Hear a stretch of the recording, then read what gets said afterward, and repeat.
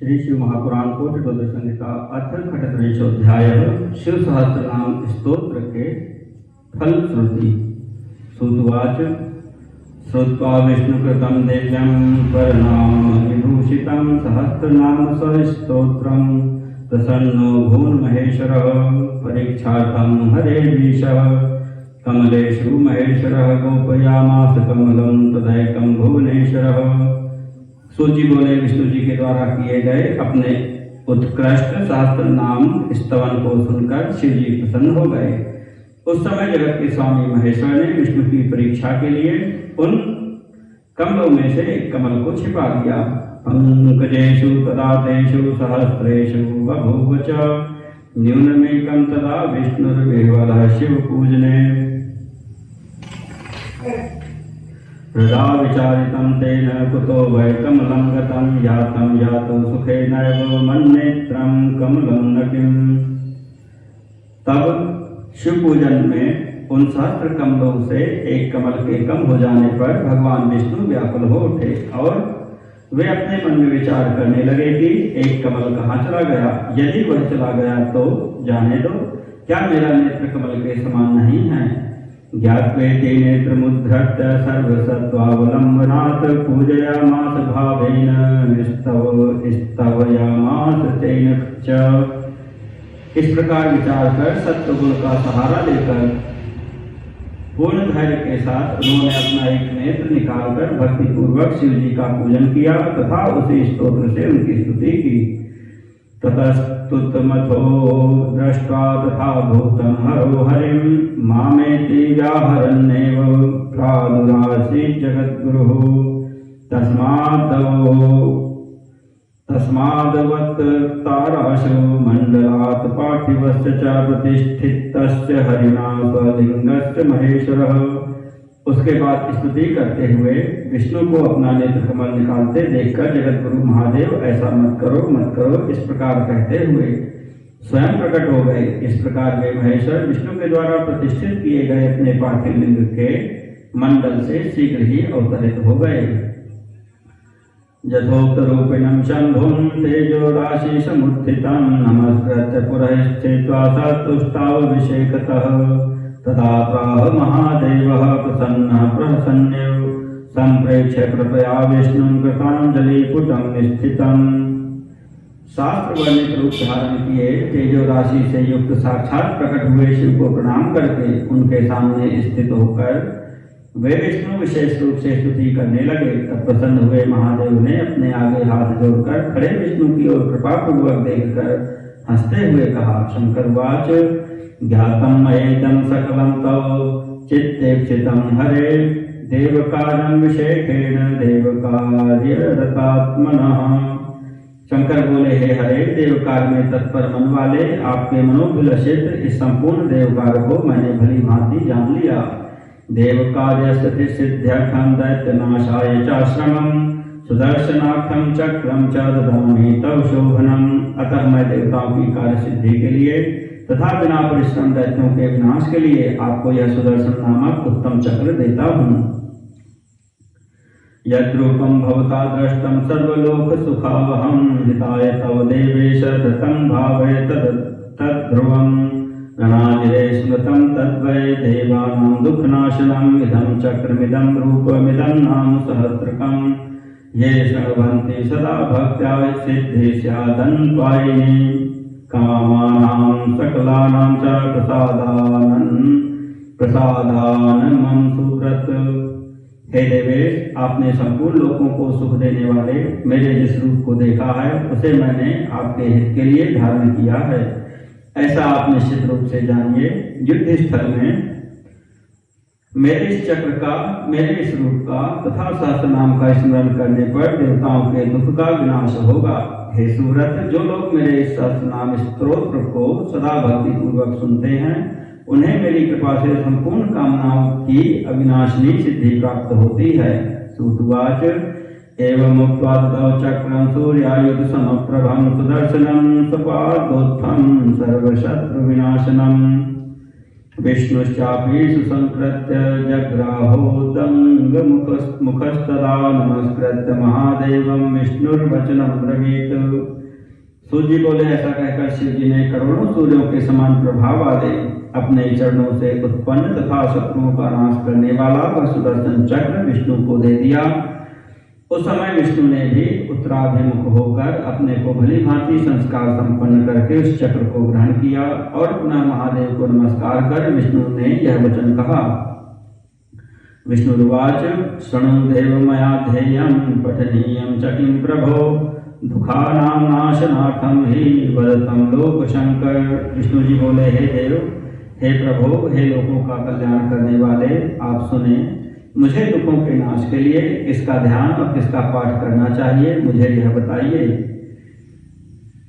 सुतवाच इति पृष्टस्तदा तेन संतुष्टस्तु शिवो ब्रवीत प्रसन्नमानसो भूत्वा विष्णुं देव सहायकम्। सूत जी बोले, उनके द्वारा इस प्रकार पूछे जाने पर संतुष्ट हुए वे शिव जी प्रसन्न चित्त होकर देवताओं के सहायक विष्णु से कहने लगे। शिव उवाच रूपं ध्येयं हरे मे हि सर्वानर्थ प्रशान्तये अनेक दुख नाशार्थं पठनाम सहस्त्रकं। शिव जी बोले, हे हरे, संपूर्ण उपद्रवों की शांति के लिए आपको मेरे स्वरूप का ध्यान करना चाहिए और अनेक दुखों के नाश के लिए इस सहस्त्र नाम का पाठ करना चाहिए। धार्यं चक्रं सदा मे हि सर्वाभीष्टस्य सिद्धये त्वया विष्णु प्रयत्नेन सर्वचक्रवरं त्विदम्। हे विष्णु, आप समस्त अभीष्टों की सिद्धि के लिए सभी चक्रों में श्रेष्ठ मेरे इस चक्र सुदर्शन को प्रयत्न पूर्वक सर्वदा धारण कीजिए। अन्ये च ये पठिष्यन्ति पाठयिष्यन्ति नित्यशः तेषां दुःखं न स्वप्नेऽपि जायते नात्र संशयः। अन्य जो लोग नित्य इस शिव सहस्त्र नाम स्तोत्र का पाठ करेंगे अथवा इसका पाठ कराएंगे, उन्हें स्वप्न में भी दुख नहीं होगा, इसमें संदेह नहीं है।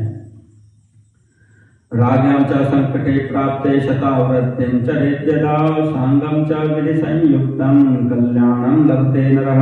राजाओं के द्वारा संकट प्राप्त होने पर यदि मनुष्य सांगोपांग विधि पूर्वक इस सहस्त्र नाम की सब आवृत्ति करे तो वह कल्याण को प्राप्त करता है। रोगनाशकरं ह्यो तद विद्या तद्मुत्तमं सर्वकामप्रदं पुण्यं शिवभक्तिप्रदं सदा। यदुद्दिश्य फलं श्रेष्ठं पठिष्यन्ति नरास्त्विह लप्स्यन्ते नात्र संदेहः फलं तत् सत्यमुत्तमम्। यह उत्तम सहस्रनाम स्तोत्र रोगों का नाश करने वाला, विद्या तथा वित्त प्रदान करने वाला, संपूर्ण अभिलाषाओं को पूर्ण करने वाला, सदा शिव भक्ति देने वाला और पुण्यप्रद है।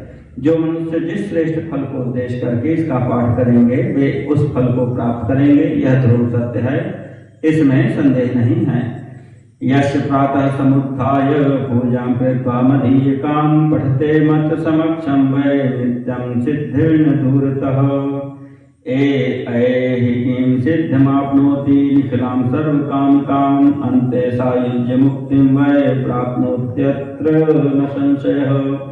जो प्रातः काल उठकर नित्य मेरी पूजा करने के उपरांत मेरे सम्मुख इसका पाठ करता है, सिद्धि उससे दूर नहीं रहती। वह इस लोक में समस्त मनोरथों को पूर्ण करने वाली संपूर्ण सिद्धि प्राप्त करता है और अंत में सायुज्य मुक्ति प्राप्त करता है, इसमें संशय नहीं है। सूतवाच एवं उक्त्वा तदा विष्णुं शंकरः प्रीतमानसः उपस्पृश्य कराभ्यां रामवाच गिरिशः पुनः। सूत जी बोले, इतना कहकर प्रसन्न चित्त वाले कल्याणकारी शिव जी ने अपने दोनों हाथों से विष्णु का स्पर्श करके पुनः उनसे कहा। शिव उवाच वरदोस्मि सुरश्रेष्ठ वरान् वृणु यथेक्षितान् भक्त्या वशीकृतो नूनं स्तवेनानेन सुव्रत। शिव जी बोले, हे सुरश्रेष्ठ, मैं वर देना चाहता हूँ, अतः आप यथेष्ट वरों को मांगिए। हे सुव्रत, आपने अपनी भक्ति से तथा इस स्तोत्र से मुझे निश्चित रूप से वश में कर दिया है। सूतवाच इत्युक्तो देवदेवेन देवदेवं प्रणम्य तं सुप्रसन्नतरो विष्णुः शाञ्जलिर्वाक्यं ब्रवीत। सूत जी बोले, देवादिदेव के इस प्रकार कहने पर विष्णु ने उनको नमस्कार करके अत्यंत प्रसन्न हो हाथ जोड़कर यह वचन कहा। विष्णुवाच जतेदानीं कृपानाथ क्रियते चान्यतः परा कार्या चैव विशेषेण कृपालुत्वात् त्वया प्रभो। विष्णु जी बोले, हे नाथ, हे प्रभु, जिस प्रकार आपने मेरे ऊपर इस समय महती कृपा की है, कृपालु होने के कारण, इसी प्रकार की कृपा विशेष रूप से आगे भी करते रहें। त्वयि भक्तिर्महादेव प्रसीद वरमुत्तमं नान्यमिच्छामि भक्तानामार्तयो नैव यत् प्रभो। हे महादेव, आप में सदा मेरी भक्ति बनी रहे, मैं यही उत्तम वरदान चाहता हूँ। हे प्रभु, आप मुझ पर प्रसन्न रहें और कभी भी आपके भक्तों को कोई दुख न हो, मैं अन्न और कुछ नहीं चाहता हूँ। सूतवाच तच्छ्रुत्वा वचनं तस्य दयावान् सुतरां भवः स्वस्पर्श च तदंगं वै प्राह शीतांशुशेखरः। सूत जी बोले, उनका यह वचन सुनकर अत्यंत दयालु चंद्रशेखर शिव जी ने उन विष्णु के शरीर का स्पर्श किया और कहा, शिववाच मयि भक्ति सदा ते तु हरे स्यादन पायिनी सदा वन्द्यश्च पूज्यश्च लोके भवसुरैरपि विश्वं भरेति ते नाम सर्वपापहरं परं भविष्यति न संदेहो मत प्रसादात् सुरोत्तम। शिव जी बोले, हे विष्णु, आपकी अविनाशिनी भक्ति मुझ में सदा रहेगी और आप लोक में देवताओं से भी वंदनीय एवं पूज्य रहेंगे। हे देवश्रेष्ठ, मेरी कृपा से तुम्हारा नाम विश्वंभर होगा, जो सभी पापों को दूर करने वाला होगा, इसमें संशय नहीं है। सूतवाच इत्युक्त्वां तर्दधे रुद्र सर्वदेवेश्वरः प्रभो पश्यतस्तस्य विष्णुस्तु तत्रैव च मुनीश्वराः। सूत जी बोले, हे मुनीश्वरों, ऐसा कहकर सभी देवताओं ने स्वामी प्रभु रुद्र उन विष्णु के देखते देखते अंतर्ध्यान हो गए। जनार्दनोऽपि भगवान् वचनाच्छङ्करश्च च प्राप्य चक्रं शुभं तद्वै जहर्षाति स्वचेतसि कृत्वा ध्यानं च तच्छम्भोः स्तोत्रमेतन्निरन्तरं पपाठाध्यापयामास भक्तेभ्यस्तदुपादिशत्। भगवान विष्णु भी शंकर के कथानुसार उस उत्तम चक्र को प्राप्त कर अपने मन में बहुत प्रसन्न हुए। वे शिव का ध्यान करके निरंतर इस स्तोत्र का पाठ करते रहे तथा भक्तों को पढ़ाते रहे और उसी का उपदेश भी करते रहे। इति पृष्ठं मया ख्यातं शृण्वतां पापहारकं अतः परं च किं च श्रेष्ठाः प्रस्तुमिच्छत वै पुनः। हे मुनिश्रेष्ठो, आप लोगों ने जो पूछा था उसे मैंने कह दिया। यह सुनने वालों का पाप नष्ट करने वाला है। इसके बाद आप लोग और क्या पूछना चाहते हैं। इति श्री शिव महापुराणे चतुर्थ्यां कोटिरुद्र संहितायां शिव सहस्रनाम स्तोत्र फल वर्णनम नाम 38 अध्यायः।